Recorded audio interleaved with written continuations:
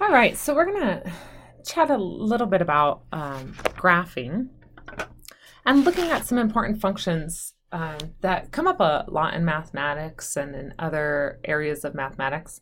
And it'll be important functions to know how to graph by hand. So we're going to, talk first about symmetry. What does it mean for something to be symmetrical? About the x, y, and origin. X and Y axis and origin, and then we'll talk about some transformations of 6 common graphs. I think 6, maybe 7. Anyway, common graphs. So a couple things. So we're gonna look at some different ways that we can talk about symmetry.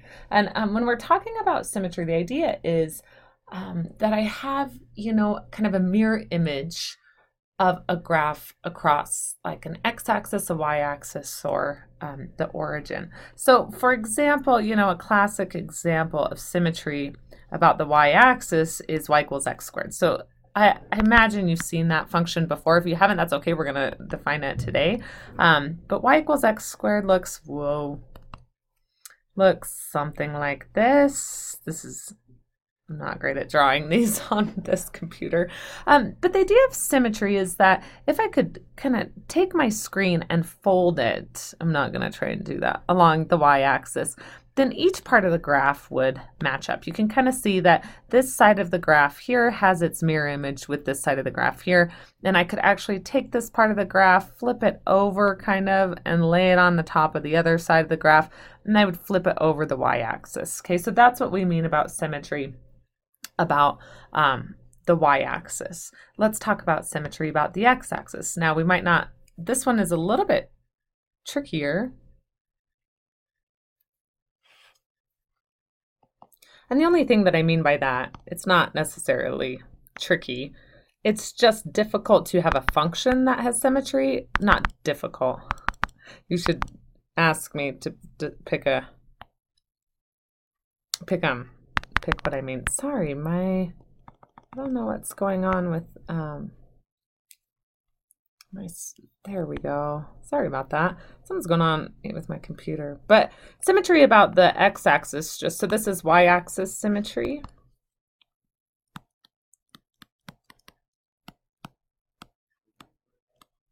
Okay, x-axis symmetry is going to be the same idea. It's just difficult to find something that's a function. So I could take this parabola. Oh, that's not great. And I could draw a graph that has symmetry about the x-axis. Again, if you notice, if I took this part of the graph right here and I could like fold it over and it would lie on this graph this side of the graph right here. This has x-axis symmetry. And then we also have something called symmetry about the origin, which I don't think is as easy to see. But the idea about the origin is if I took a graph, oh man, let's have this. Sorry about this. If I took a graph like this, if I took this half of the graph, let's say I flipped it over the y-axis, so it had symmetry about the y-axis, and then I flipped it over the x-axis, do you see how that side of the graph would lie on the rest of what my function was? And this is a function. So this is what we mean by symmetry about the origin. And, while this is kind of interesting, I'm not super worried about you knowing this perfectly. We're going to do some tests on how kind of to test for symmetry, but I'm not too worried about, you having it perfect. These are pretty easy tests.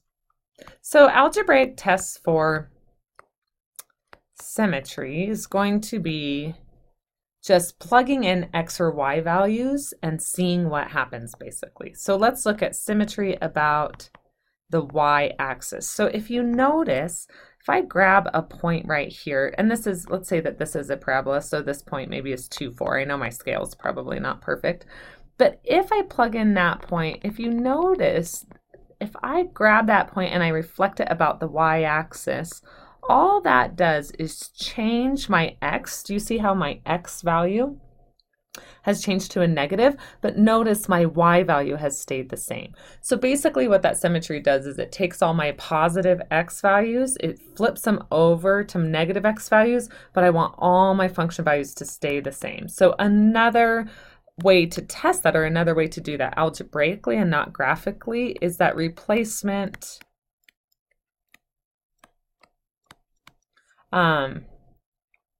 of x with negative x results in the same function. I'm running out of room. And we'll do some examples of this to show you that. So x-axis is similar, right? If you look at a graph for a point on this, let's say this is the point 4, 2.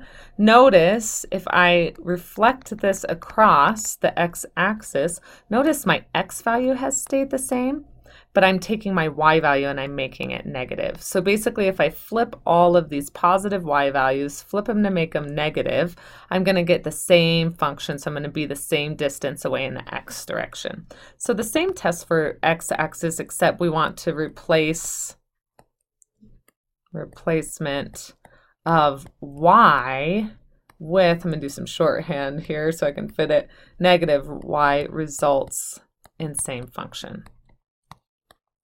Or we could say, it doesn't change the function, the algebraic representation of the function. And the origin is a little bit trickier, but look at here. If let's say I take this point 1, 1. So if I reflect it across here, that would give me the point negative 1, 1, right? And then I'm going to reflect it about the y-axis, and that would give me the point negative 1, negative 1. So basically this is saying if 1, 1 is on my graph, then negative 1 is on my graph also. And so we want to replace x and y with negative x and negative y respectively, and that will imply that we get the same function. Okay, so let's do a couple of these because it's easy for me to talk about it, but now let's show that we have maybe some symmetry. So let's get a new layer here. Okay, so for example, so what I want you to do here is I want you to show me that it's not going to be symmetric, or it is symmetric about a certain axis. So here I want you to test for symmetry about the x-axis, y-axis, and the origin. Okay, and I want to see you do these tests. Origin. So part A, let's look at the function y equals x squared plus 3. Okay, so y equals x squared plus 3. So if we look back at our rules here, let's test the y-axis first. So y-axis, I'm going to replace every x I see with negative x. And if I get the same function out, then I have symmetry about the y-axis. And so notice I replace this x with negative x, and sure enough, if I simplify this, negative x times negative x is a positive x squared, right? Think about that. That negative is being squared. I put parentheses. Remember, if you put this, I'm taking off, right? This is not the same as this. This is saying take the opposite of x squared, which would just be a negative x squared. But this says to take a negative x times a negative x, which is a positive x squared, okay? Very, very different when you put that negative in parentheses or when you leave that outside. Remember, math is pure logic, right? So whatever you tell it to do, it's going to do. Math doesn't care what you meant for it to do or what you meant to say. Math does what you say. All right, so yes, we have symmetry about the y-axis, right? Let's look at the x-axis.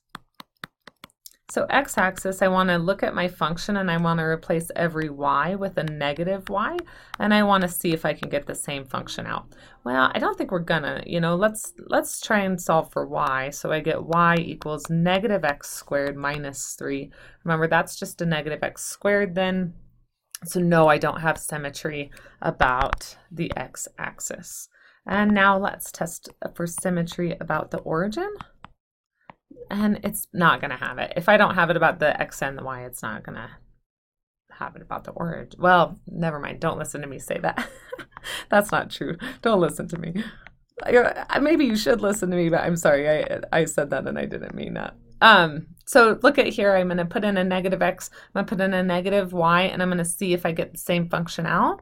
So I would get, if I simplify this, I get negative y equals x squared. That becomes a positive x squared plus 3. And now notice we're kind of back to the same thing here. I'm not going to get that same function out. And so no, we're not going to have that symmetry, because when I replace that my solutions, when I put in negative x and negative y, I don't get the same function out. So that means that point does not lie on the graph of the function, so it can't have symmetry about the origin. Let's look at another one. And if anyone knows what the graph of this looks like, this is a parabola shifted up 3, so that's why that works.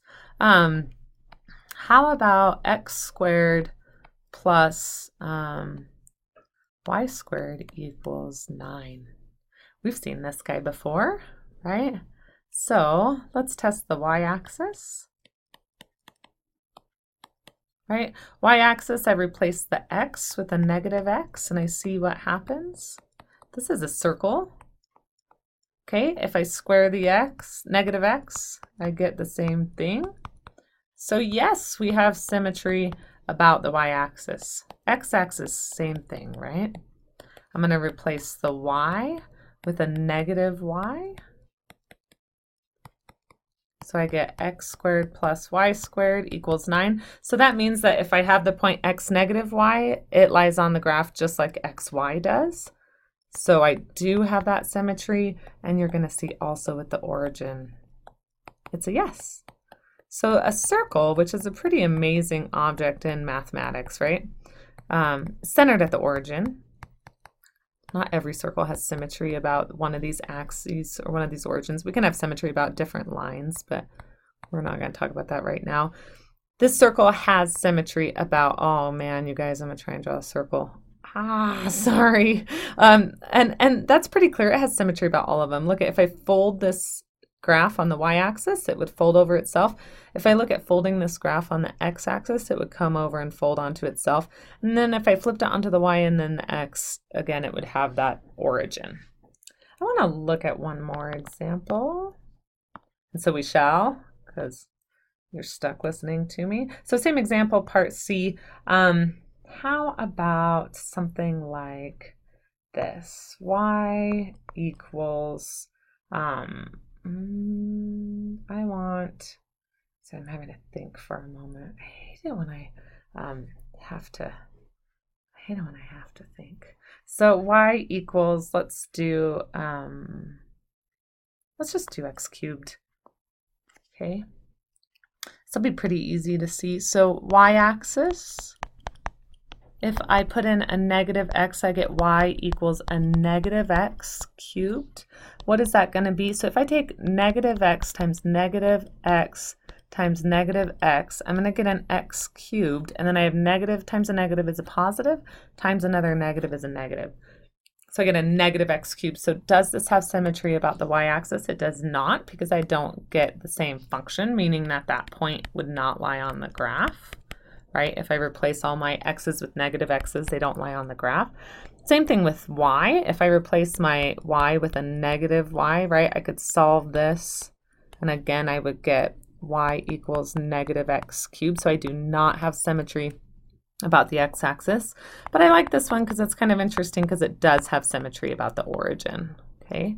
Oh man, come on. There we go. And look at what happens here. So I replace my y with a negative y. I replace my x with a negative x, right? So I get negative y equals negative x cubed. My negatives cancel, and I get the same function. So yes, I do have symmetry about the origin. Okay, and the graph of that is one that we've already seen. If you remember what x cubed looks like, it goes like this. Okay. Cool. I just want to state a definition here. That's kind of what we're going to talk about with symmetry, but a quick definition, because you're going to see this as we move on. We're going to talk about odd and even functions. I'm just going to set this definition here, and then I want to start talking about our seven, I guess, parent functions. But I want to talk about what an even function is and what an odd function is, okay? So we say an even function. So an even function is going to be a function that has symmetry about the x-axis, okay? Or not x, y. F of x is even if it has symmetry about the y-axis. And if we do have symmetry about the y-axis, then remember that means that f of x, if I replace every x with a negative x, I get the same thing. That's how we can test for a function that is even. An odd function, remember, it's not going to have symmetry about the x-axis because usually that's not a function. Not usually, it's not a function. An odd function, we say f of x is odd if it has symmetry about the origin. For those of you who have ever done trigonometry, which I hope you will be doing that with me next semester, cosine is even and sine is odd, so we'll talk about that another time. And what does that mean? That means if I replace x with negative x, I get a negative of f of x. And that just, if you look up here, we see that's true, right? X cubed is considered an odd function because it has symmetry about the origin. And if you notice, I just get a negative of the function. That's just kind of taking care of if I replace the y with a negative, then I would get the function back itself. Just want to put that there. We're not, just because this is kind of a long section, I don't really want to spend too much more time on the even and odd, but realize that even functions have symmetry about the y-axis. Odd functions have symmetry about the origin. And you'll see too, if you look at different functions, like polynomials, a lot of times if they have an even degree, then we have an even function. If it is an odd degree, then we have an odd function, which kind of makes sense, right? As it should be. As it should be. All right, let's clear this guy out and let's talk about transformations. All right, so what I want to talk about first are 7 parent functions that you will need to know how to graph. Okay, these are functions that are important in mathematics. We see them come up quite a bit, and they're functions who, if I want to get another function, a lot of times I can just mess around with these functions and be able to get a different function. Or if I'm given a function, I can look at it and say, oh, I know what this looks like. This is a parabola that's maybe shifted around a little bit. Okay, so I'm just going to draw these out really quick. Y equals x, we know what that is, right?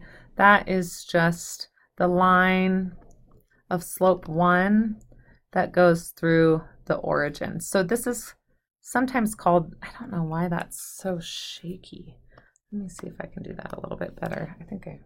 This is sometimes called the identity function. I don't know why that's so shaky. So that's really, really, really bad. You know what I mean though, right? Man, I don't know. There we go. That's a little bit better. I don't know why my graph doesn't like to do that. I did my axes all right.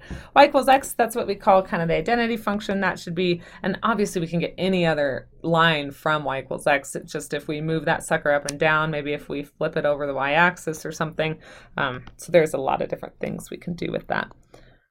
Y equals x squared is an important one. So if we think about, let's think about what this guy is going to look like, okay?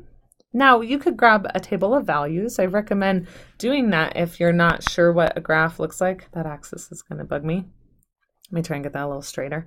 But the idea is that you won't have to do a table of values every single time, that you'll be able to start seeing kind of what these graphs look like without having to do a table of values, okay?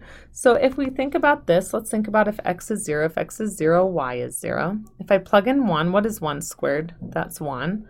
If I plug in 2, 2 squared is 4. If I plugged in 3, 3 squared is 9, I'd be way up here. So it grows quite quickly. It's not exponential, but it grows quite quickly. Let's look at negative values. Negative 1 squared is 1. And then negative 2 squared is 4. So this is an example of a function that has symmetry about the y-axis, okay? Oh, that was a little bit better. Not great, though. Sorry about that. Look in your book. You'll see in your book that that's a nice, beautiful parabola. You can see it better probably than what I'm graphing. But this is what we call a parabola. It's always positive, right? The range of this guy is always positive. What is the domain of this one? The domain is everything. So my domain for this guy, minus infinity to infinity. My range for this one is going to be 0 to infinity. Okay, let's look at a couple more. Kind of its friend, y equals the square root of x. So let's see kind of what, I know what this guy's going to do, so I could draw my axes. Remember, I can only put in positive values here, right? Because of think of my domain. Okay, so my domain, right, it's just positive values. So let's see, 1, 2, 3, 4, 1, 2, 3, and let's plug in some values. So the square root of 0 is 0, square root of 1 is 1, the square root of 4 is 2, square root of 9 would be 3. So what this guy does is, I get a lot of people that tell me it's kind of like a swoosh. So actually what it is it's half of a parabola on its side. So it has kind of a curve. I'm exaggerating that a little bit. But this is the square root of x. The domain of this guy, you gotta have positive values, right? I can't take the square root of negatives and at least stay in the real numbers. And then the range, 0 to infinity. This guy right here, same thing, domain was minus infinity to infinity. All right, so let's look at a couple other examples, okay? So y equals x cubed, we kind of saw that one before. We know this guy has symmetry about the origin. So if we look at y equals x cubed, this guy does kind of like a little S looking thing.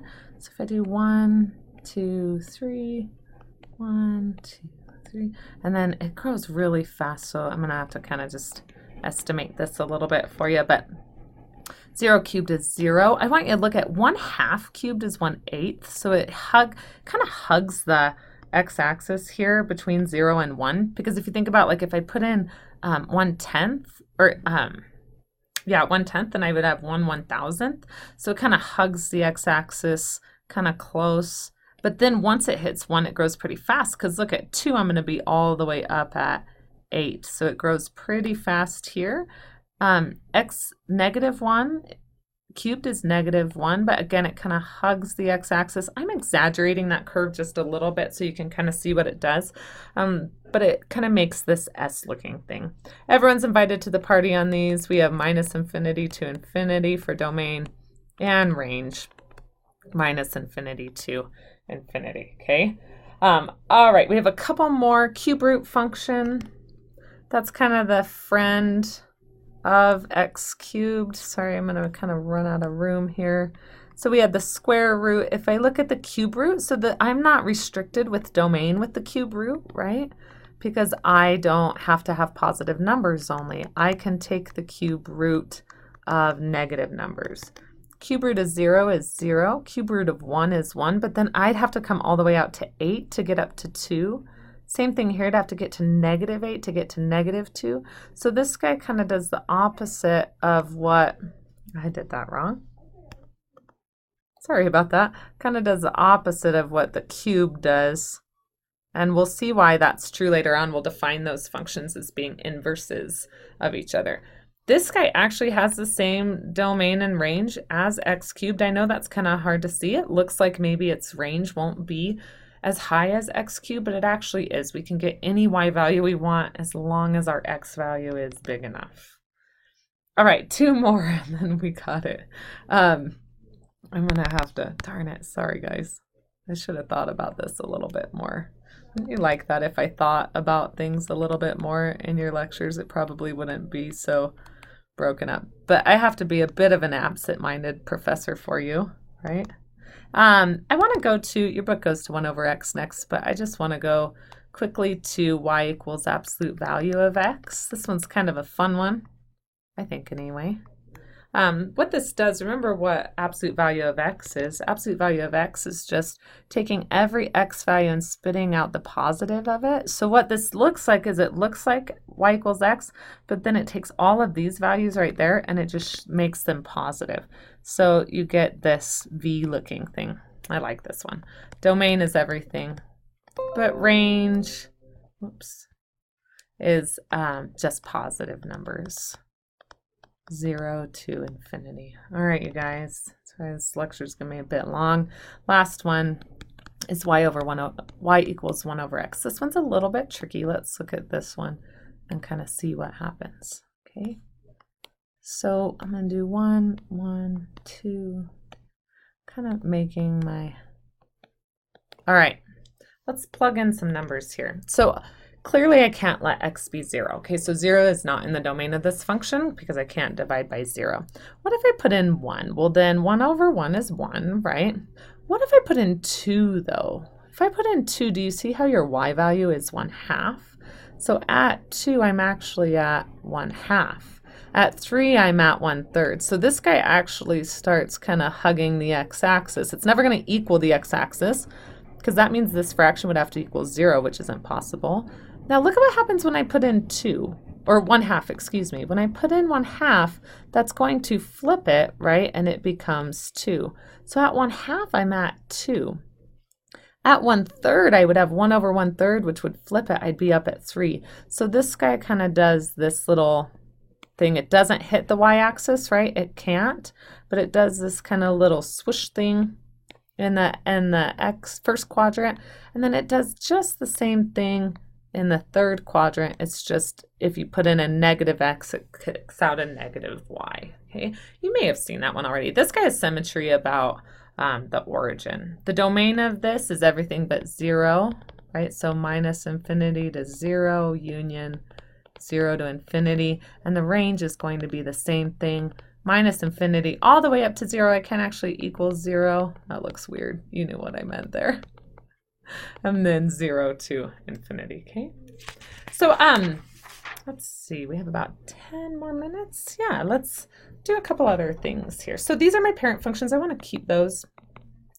Let's not get rid of those. Let's get rid of this layer really quick.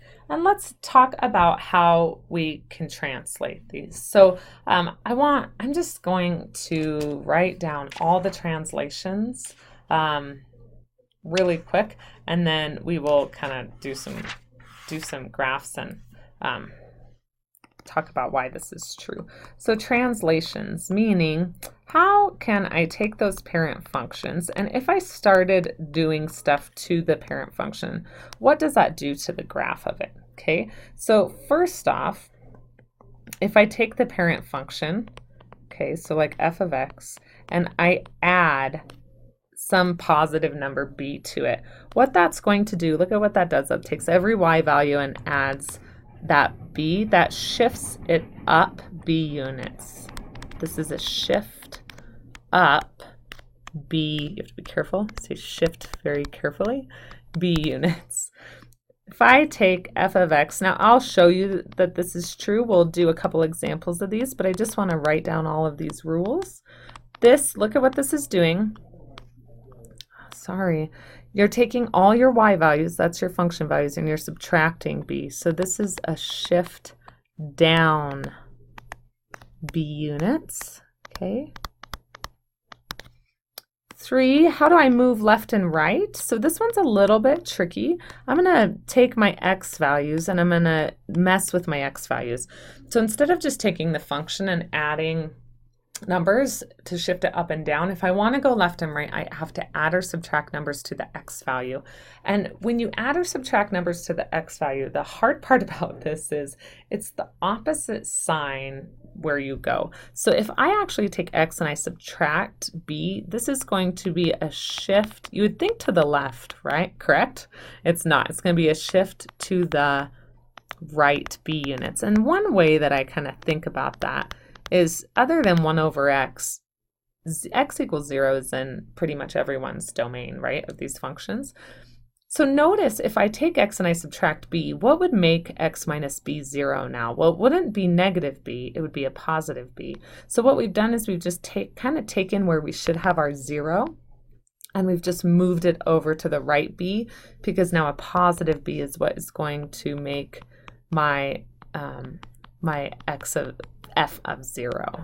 So same thing here with f of x plus b. This is going to be what would make this inside 0 a negative b plus b would. So this is going to be a shift. Apparently I can't spell left b units. Okay, left and right. So I know that's a little bit tricky. 5, if I take a negative of my function, look at what you're doing here. All you're doing is you're taking all your y values and you're making the positive ones negative and the negative ones positive. So you're flipping from the top to the bottom or the bottom to the top. This is a reflection about the x-axis. Okay. Good. 6.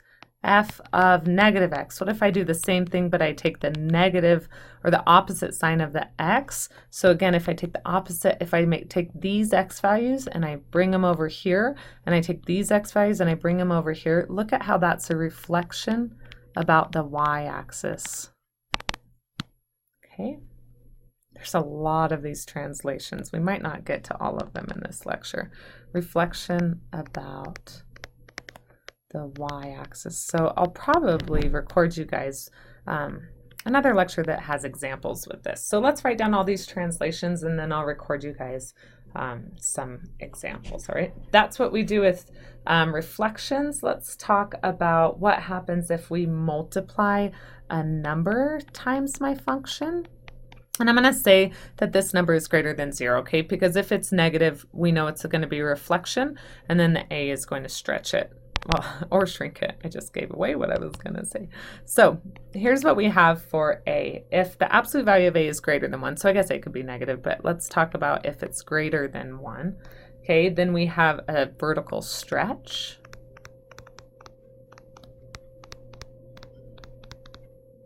And if the absolute value of a is less than 1, then we have a vertical shrink. So basically what this is saying is if I have a number greater than 1, I'm going to take all my y values and multiply by like a factor of 2. I'm going to stretch that guy out. If I have a shrink, if I have a number between -1 and 1, meaning like 1/2, 3/4, think of that. I'm going to take all my y values and cut them in half. So that's a shrink. And then my final one, and then I'm going to stop this lecture and record you another one because this one's kind of a long one, just kind of like the last one also. What if I multiply, not my function values by a, but what if I multiply my x values by some number? Let's not call it a, let's call it c. Okay, same thing, we're going to have a stretch and a shrink, but in this case it's going to be in the horizontal direction. So if it's greater than 1, this is a horizontal stretch. Okay. And if it's less than 1, I have a horizontal shrink.